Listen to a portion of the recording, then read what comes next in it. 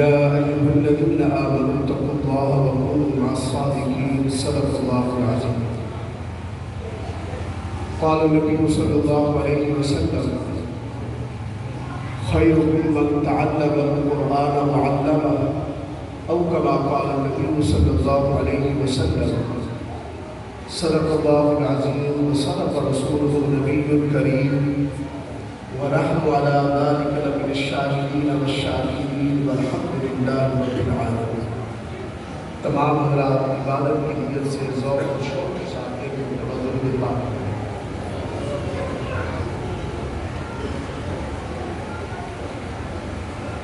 میں بڑا حیران بھی ہوں اور پریشان بھی ہوں کہ سرزمین ملک کا مجاہدوں کی زمین ہے، سرزمین ملک کا دینی غیرت اور حمیت سے سرشار لوگوں کی سرزمین ہے. آپ حضرات کو وہ لوگ ہیں جنہوں نے حضرت امیر عظیمت کو سنا، جنہوں نے جرنیل اہل سنت کو سنا، لیکن آج آپ کی خاموشی دیکھ کر میں بڑا مایوس ہو رہا ہوں. آپ حضرات کے لیے بڑے اعزاز کی بات ہے کہ آج آپ کے درمیان نواسہ امیر شریعت سید عطا اللہ شاہ بخاری رحمۃ اللہ علیہ کے نواسے سید کفیل شاہ صاحب تشریف لا رہے ہیں، لیکن آپ کے یہ مرجھائے ہوئے چہرے اور یہ خاموشی شاید انہیں بھی صحیح معنوں میں بولنے کا موقع نہ دے. میں نے صرف 2-4 منٹ حاضری لگانی ہے، لیکن اپنی بات تب شروع کروں گا جب آپ اپنی بیداری کا سنیں. میں نعرہ لگاتا ہوں، نعرے کا آپ نے جواب دینا ہے تاکہ پتہ لگے میں زندوں میں آیا کرتا ہوں. نعرہ تکبیر، ایسے نہیں بلند آواز سے نعرہ تکبیر. تاج و تخت ختم نبوت، شان صحابہ، شان اہل بیت، اکابرین علماء دیوبند، نعرہ تکبیر. میرے انتہائی واجب الاحترام بزرگوں، عزیز نوجوان ساتھیوں، اسٹیج پر موجود حضرات علماء کرام، شعراء عظام، آج کی یہ خونوخار تقریب جو اس جامعہ سے حفظ قرآن کی سعادت حاصل کرنے والے طلباء کے اعزاز میں انعقاد پذیر ہے، جس میں مجھ سے قبل بھی علماء کرام خطاب کر چکے ہیں اور میرے بعد بھی علماء کرام نے خطاب کرنا ہے. میں چند منٹ کی حاضری میزبان جلسہ اپنے مامو جان حضرت مولانا عقیل احمد ترابی صاحب کے حکم پر دے رہا ہوں. دعا ہے کہ اللہ رب العزت شرح صدر کے ساتھ کی توفیق عطا فرمائے. میں سب سے پہلے آج اس جامعہ سے حفظ قرآن کی سعادت حاصل کرنے والے حفاظ کو، ان کے والدین کو اور ان کے خاندان والوں کو مبارکباد پیش کرتا ہوں. یقیناً ان طلباء کے لیے اور ان کے والدین کے لیے یہ بہت بڑا اعزاز ہے اور اللہ رب العزت کا بہت بڑا احسان عظیم ہے. ویسے تو اللہ رب العزت نے حافظ قرآن کو بے شمار عظمتوں سے، فضیلتوں سے، رفعتوں سے نوازا ہے. حافظ قرآن کو اللہ رب العزت نے دنیا میں بھی شان و مقام دیا، آخرت میں بھی مرتبہ، اور سب سے بڑا اعزاز اس امت میں انبیاء کے صحابہ، صحابہ کے بعد اولیاء، اولیاء کے بعد حفاظ قرآن کا ہوگا. ایک ایسی خصوصیت جو اللہ رب العزت نے ان حفاظ کرام کو عطا فرمائی، وہ آپ حضرات کی خدمت میں عرض کرنا چاہتا ہوں. آپ کے علاقے کا کوئی بڑا چودھری، کوئی بڑا نواب، کوئی بڑا سرمایہ دار، کوئی بڑا جاگیردار، کسی دنیا کے منصب پر فائز شخص جب اس دنیا سے رخصت ہوتا ہے، اسے قبر میں اتارا جاتا ہے. اس بات کی گارنٹی نہیں ہے کہ قبر کی آغوش میں اس کا جسم محفوظ اور سلامت رہے گا یا نہیں رہے گا، لیکن حافظ قرآن اللہ رب العزت نے اسے وہ عظیم مقام عطا فرمایا کہ حضور اکرم صلی اللہ علیہ وسلم فرماتے ہیں جب قبر کی آغوش میں اتارا جاتا ہے، اللہ رب العزت زمین کو حکم دیتے ہیں وَأَوْحَىٰ إِلَى الْأَرْضِ لَا تَأْكُلِي لَحْمًا، اے قبر تیری آغوش میں میرے قرآن کا حافظ آ رہا ہے، اس کا جسم کھانے کی اجازت نہیں ہے۔ تو زمین بھی زبان حال سے پکار کے کہتی ہے کہ جس کے سینے میں تیرا اور تیرے محبوب کا قرآن ہو اسے میں کیسے کھا سکتی ہوں؟ تو یہ حافظ قرآن کی عظمت اور شان ہے جو اللہ رب العزت نے اسے قبر میں بھی عطا کرتا ہے۔ اللہ رب العزت نے قرآن میں فرمایا اِنَّا نَحْنُ نَزَّلْنَا الذِّكْرَ وَإِنَّا لَهُ لَحَافِظُونَ کہ یہ قرآن ہم نے نازل کیا اور اس کی حفاظت بھی ہمارے ذمہ ہے۔ تو اللہ نے قرآن کی حفاظت کا ذریعہ ان حفاظ کو بنایا ہے اور ان دین مدارس کو بنایا ہے۔ مجھے حکم دیا حضرت مولانا عقیل صاحب نے کہ آپ نے آج کی مجلس میں جمعیت علماء اسلام کی کارکردگی، جمعیت علماء اسلام کے کردار کے حوالے سے گفتگو کرنی ہے۔ میں کوشش کروں گا کہ 5-7 منٹ کے اندر موجودہ حالات میں جمعیت علماء اسلام نے جو ملک و قوم اور اسلام کی خدمت کی ہے وہ آپ حضرات کی خدمت پیش کرنا چاہتا ہوں۔ یہ حفاظ کرام، یہ حفاظ قرآن قرآن مجید کی حفاظت کا ذریعہ ہے اور یہ دینی مدارس ان حفاظ اور علماء کے لیے آپ لوگوں کے بچوں تک نبی اکرم صلی اللہ علیہ وسلم کے فرامین اور ان کے دین کو پہنچانے کا ذریعہ ہے، اور جمعیت علماء اسلام اس پاکستان کے اندر ان دینی مدارس، علماء کرام، دینی شعائر کے تحفظ کا ذریعہ ہے۔ اس کی تازہ ترین مثال آپ کی خدمت پیش کرنا چاہتا ہوں۔ ابھی گزشتہ ماہ جب پاکستان کے اندر 26ویں آئینی ترمیم کا مرحلہ آیا، آپ کے قومی اسمبلی کے اراکین کی تعداد 350 سے زائد ہے۔ ان 350 کے ایوان کے اندر جمعیت علماء اسلام کے اراکین کی ٹوٹل تعداد صرف 8 ہے۔ کتنی تعداد ہے؟ لیکن ان 8 علماء کے بغیر، جمعیت علماء اسلام کے ممبران کے بغیر 26ویں آئینی ترمیم منظور نہیں ہو سکتی تھی۔ پھر دنیا نے وہ نظارہ دیکھا کہ پاکستان کی تمام سیاسی جماعتیں، چاہے حکومت سے تعلق رکھنے والی ہو، چاہے اپوزیشن سے تعلق رکھنے والی جماعتیں ہو، قائد جمعیت مولانا فضل الرحمان دامت برکاتہ ان کے دروازے پر سجدہ ریز نظر آئی، ہاتھ باندھے ہوئے نظر آئی کہ مولانا صاحب آپ کے بغیر ہمارا جو نظریہ ہے یا ہمارا جو ارادہ ہے وہ مکمل نہیں ہو سکتا۔ مولانا فضل الرحمان کی جگہ پر کوئی اور سیاسی جماعت کا قائد ہوتا، وہ اس ترمیم کی منظوری کے بدلے میں وزارتیں مانگتا، اس ترمیم کی منظوری کے بدلے میں کسی صوبے کی وزارت اعلیٰ مانگتا، کسی صوبے کی گورنرشپ مانگتا، فنڈز مانگتا، مراعات مانگتا۔ لیکن قربان جاؤں اپنے قائد حضرت مولانا فضل الرحمان صاحب پر، جنہوں نے مفکر اسلام مولانا مفتی محمود رحمۃ اللہ علیہ کے جانشین ہونے کا حق ادا کیا۔ انہوں نے کہا کہ یہ وزارتیں، یہ حکومتی منصب، یہ گورنرشپ ہم جوتے کی نوک پہ رکھتے ہیں۔ ہمارا مطالبہ صرف اتنا ہے کہ یہ ملک اسلام کے نام پر واضح وجود میں آیا۔ جب یہ ملک آزاد ہونے لگا، نعرہ لگایا گیا تھا پاکستان کا مطلب کیا؟ بات سمجھ میں اردو سمجھ میں آتی ہے؟ کیا نعرہ لگایا گیا تھا؟ پاکستان کا مطلب کیا؟ پاکستان کا مطلب کیا؟ لا الہ الا اللہ۔ کیا مطلب ہے لا الہ الا اللہ کا؟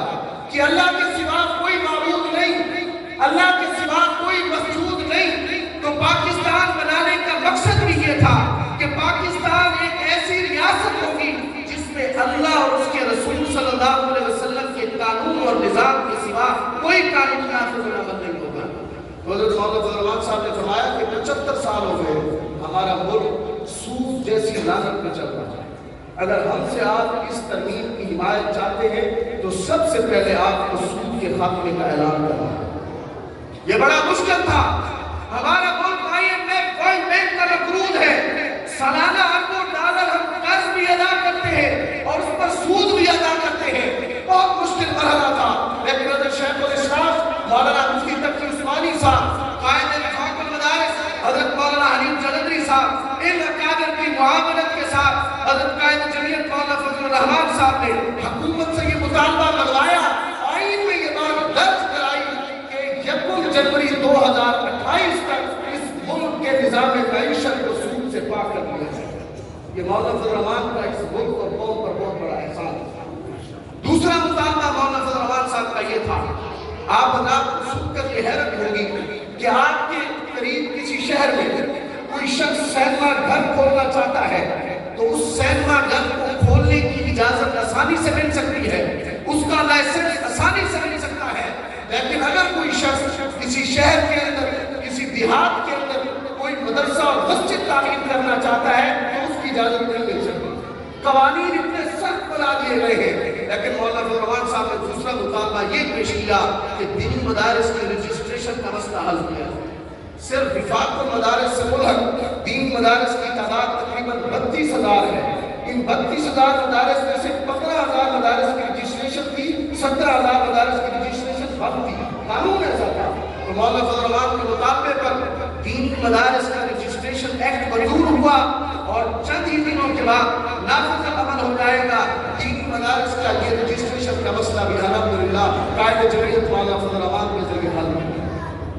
لوگ سوال کرتے ہیں کہ مولوی اسلام کے نام پر ووٹ لیتے ہیں، اسلام آباد کے ایوانوں میں جا کر رہتے ہیں، اسلام آباد کے ایوانوں کے اندر قومی اسمبلی اور سینٹ کے اندر ان کا کیا کام ہے؟ میں یہ اعتراض کرنے والوں سے پوچھنا چاہتا ہوں کہ اسلام آباد کے ایوان، قومی اسمبلی اور سینٹ آپ کے علاقے کے جاگیرداروں، نوابوں اور وڈیروں کے باپ دادا کی جاگیر ہے۔ یہ ملک اسلام کے نام پر بنا تھا۔ اس ملک کے ایوانوں پر اور ایوان اقتدار پر اگر کسی کا سب سے زیادہ حق ہے تو پاکستان کے علماء کرام کا حق۔ آخری کارنامہ آپ کی خدمت درج کرنا چاہتا ہوں جمعیت علماء اسلام کا، تاکہ آپ لوگ سمجھیں کہ جمعیت علماء اسلام سے مولانا فضل الرحمان صاحب کی کیا خدمات ہیں۔ آپ کی علم میں ہے کہ جو ہمارے سابقہ چیف جسٹس ہیں قاضی فائز عیسیٰ صاحب، نام سنا ہوا ہے، اخبار کے ذریعے، ٹی وی کے ذریعے، ریڈیو کے ذریعے، سوشل میڈیا کے ذریعے آپ نے نام سنا ہوگا۔ ان کے پاس ایک کیس آتا ہے قادیانی کا، مبارک صاحب نامی ایک قادیانی جس میں مرزا محمود جو مرزا غلام احمد قادیانی مرحوم کا جانشین تھا، اس کی لکھی ہوئی تفسیر جس کا نام تفسیر صغیر ہے، اس نے اس تفسیر صغیر کی اشاعت کی اور آپ کے ملک کے آئین کے مطابق جو طبقہ، جو شخص عقیدہ ختم نبوت کا منکر ہے وہ اپنے آپ کو مسلمان نہیں کہلوا سکتا، وہ شخص اپنے مذہب کی تبلیغ اور اشاعت نہیں کر سکتا۔ جب اس مبارک صاحب نامی شخص نے مرزا محمود کی لکھی ہوئی وہ تفسیر شائع کی، لوگوں نے تقسیم کی، اس پر مقدمہ درج ہوا، گرفتار ہو گیا۔ اس کی گرفتاری کے بعد سیشن کورٹ نے اس کی ضمانت مسترد کر دی، لاہور ہائی کورٹ نے اس کی ضمانت مسترد کر دی، بالآخر اس کا case supreme court of Pakistan میں پہنچتا ہے۔ چیف جسٹس قاضی فائز عیسیٰ نے اس کی ضمانت منظور کر دی۔ اس کی ضمانت منظور کرنا اتنا بڑا مسئلہ نہیں تھا۔ میں اپنی بات کو مختصر کرتا ہوں آپ کی توجہ کے ساتھ۔ قاضی فائز عیسیٰ صاحب نے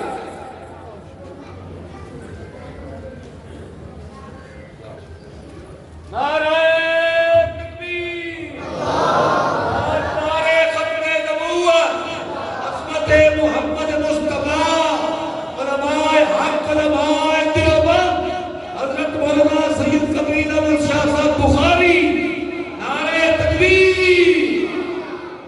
ہمارے لیے بڑے اعزاز اور سعادت کی بات ہے کہ ہمارے درمیان نواسہ امیر شریعت حضرت مولانا سید حفیظ شاہ بخاری صاحب تشریف لا چکے ہیں۔ میں اپنی بات کو 2 سے 3 منٹ کے اندر مکمل کرتا ہوں۔ قاضی فائز عیسیٰ نے جب اس مبارک ثانی کی ضمانت منظور کی تو ضمانت منظور کرنا اتنا بڑا مسئلہ نہیں تھا، لیکن جب اس نے ضمانت منظور کرنے کے بعد فیصلہ لکھا، فیصلے کے اندر 2-3 چیزیں ایسی لکھی جو آئین پاکستان کے خلاف تھی۔ اس میں سے پہلی بات اس نے یہ لکھی، قرآن مجید کے 2 حوالے پیش کیے۔ پہلا حوالہ یہ پیش کیا، لا اکراہ فی الدین، کہ دین میں کوئی جبر نہیں ہے۔ اگر کوئی شخص اپنے عقیدے کی اور اپنے نظریے کی اشاعت کرنا چاہتا ہے، اپنے مذہب کی تبلیغ اور اس کا پرچار کرنا چاہتا ہے تو اسے ہم نہیں روک سکتے۔ اسی طرح اس قاضی فائز عیسیٰ نے ایک اور آیت کا حوالہ پیش کیا کہ قرآن مجید میں اللہ رب العزت نے فرمایا اِنَّا نَحْنُ نَزَّلْنَا الذِّكْرَ وَإِنَّا لَهُ لَحَافِظُونَ، کہ جس کتاب کی حفاظت کا ذمہ اللہ رب العزت نے لیا ہے قادیانیوں کی تفسیر کی اشاعت کرتا ہے تو قرآن مجید کی حفاظت متاثر نہیں ہو سکتی۔ یہ متنازع فیصلہ تھا، اس میں قرآن مجید کے حوالہ جات کو متنازع انداز میں پیش کیا گیا تو پاکستان کے تمام اکابر علماء میدان کے اندر آئے، چیف جسٹس کو یہ فیصلہ واپس لینے پہ مجبور کیا۔ نظر ثانی اور نظر ثالث کی اپیل سپریم کورٹ کے اندر دائر کی گئی۔ میں آپ کو واپس کرنا چاہتا ہوں، اگر وہاں پر علماء کی نمائندگی کا موقع کسی کو ملا، عقیدہ ختم نبوت کی وکالت کا موقع کسی کو ملا، تو مفکر اسلام مولانا مفتی محمود رحمۃ اللہ علیہ کے فرزند مولانا فضل الرحمان صاحب تھے، حضرت شیخ الاسلام مولانا مفتی تقی عثمانی صاحب تھے، جنہوں نے سپریم کورٹ کے اندر اپنے دلائل پیش کیے۔ مولانا فضل الرحمان صاحب نے فرمایا، چیف جسٹس صاحب آپ نے LLB کیا ہے، قانون کی تعلیم حاصل کی ہے اور آپ باذخ کے ساتھ قرآن و سنت کی تعلیم سے واقف نہیں ہے، اس وجہ سے آپ نے اپنا فیصلہ متنازع لکھا، اس میں قرآن مجید کی آیات کے غلط حوالے پیش کیے، جس پر قاضی فائز عیسیٰ نے معذرت بھی کی، اپنا فیصلہ واپس بھی لیا اور اس فیصلے کے اندر جتنے متنازع شقیں تھیں وہ تمام کے تمام حذف کر دی۔ تو میں کہنا چاہتا ہوں، تاریخ اپنے آپ کو دہراتی ہے۔ اگر سن 1974 میں قادیانیوں کو غیر مسلم اقلیت قرار دلانے کا معاملہ آیا تو پارلیمنٹ کے اندر اشاعتان ختم نبوت کی وکالت اگر کسی نے کی تو حضرت مولانا مفتی محمود رحمۃ اللہ علیہ تھے، اور آج 2024 کے اندر اسی عقیدہ ختم نبوت کی حفاظت کا مسئلہ آیا، وکالت کا مسئلہ آیا تو مفتی محمود رحمۃ اللہ علیہ کے فرزند مولانا فضل الرحمان صاحب پیش ہوئے۔ تو آپ سے یہی گزارش ہے کہ آپ جس طرح دینی مدارس کے ساتھ تعاون کرتے ہیں، جس طرح اپنے علماء پر اعتماد کرتے ہیں، اسی طرح آپ کو جمعیت علماء اسلام کی قیادت، حضرت مولانا فضل الرحمان صاحب کی سیادت پر مکمل اعتماد رکھنا ہوگا۔ انشاءاللہ یہ قیادت آپ کو کبھی مایوس نہیں کرے گی، آپ کے دینی مدارس کا بھی تحفظ کریں گے، عقیدہ ختم نبوت کا تحفظ بھی کریں گے، عظمت ناموس صحابہ کا بھی تحفظ کریں گے اور عظمت ناموس اہل بیت کا بھی تحفظ کریں گے۔ اللہ رب العزت ہمیں علماء حقہ کے ساتھ محبت رکھنے، دینی مدارس کے ساتھ تعاون کرنے کی توفیق عطا فرمائے۔